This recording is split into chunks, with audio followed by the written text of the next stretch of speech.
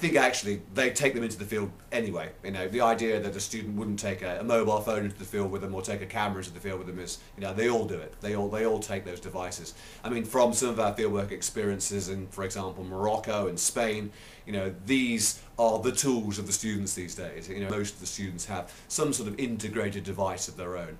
And, you know, we've observed as staff, even if we're not actually directing what those activities might actually be, you know, they're quite happy to surf the net, to do all sorts of things on their own without necessarily being prompted by us to do that. So, you know, they'll find maps of their field locations for themselves. They'll, you know, download information about some of the sites they're visiting on their own without necessarily being prompted.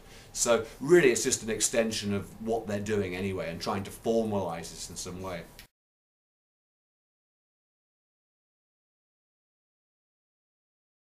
What's going to be of most interest to them is the reflective learning element and how those skills will be enhanced.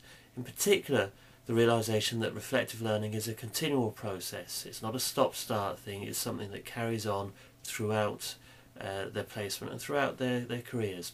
The team I was working with, they were involved in lots of different projects and they were all very different, but it would be good to have the blog to record all the different things that we've learned so that when it comes towards the end of the year you can go back and look at the blogs and that'll help you with writing your CV or making your own notes about what skills you've learned over the year. Instead, if we were given like a more open option to express ourselves, and maybe other students in the future would maybe come forward quicker if they were feeling a bit uncomfortable about something or a bit stressed. They would mention it in the podcast or something, and then the tutor would be more aware of it and maybe try and, you know, help them a bit more.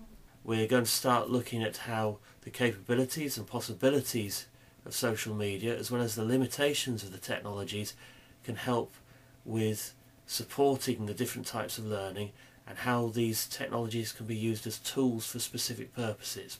It all depends on who you're working for, what up-to-date technologies they have in their workplaces. I mean, the technologies that we used apart from the MSN version, internal MSN, the computers we were using maybe weren't the most up-to-date computers. So overall it is good to learn as much about new technologies as possible because we're advancing all the time, and it might be the case that in 2 years' time or maybe somebody on the placement next year might go and work for somebody that maybe uses more advanced software, and it would be good for them to have already learned how to use it.